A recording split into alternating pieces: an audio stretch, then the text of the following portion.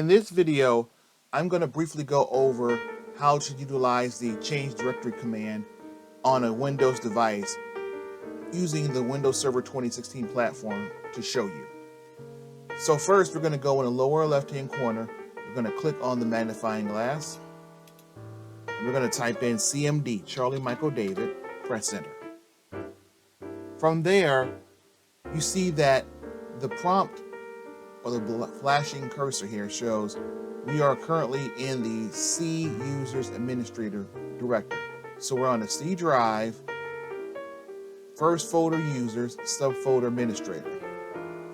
I want to show you two things. One, let's say I just wanted to be in the C Users directory. What if I wanted to move back to the parent folder or one folder backwards? Type in Charlie David CD space and 2 dots. That command will always move you back one directory. And as you can see now, we're in the C drive users folder.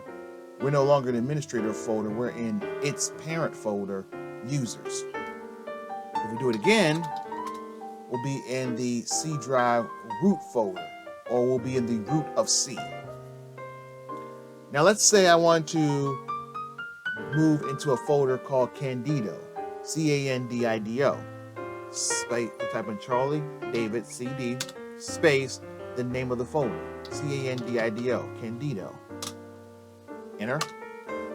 And now it says we're in the C drive and in the folder Candido on the C drive or in C root.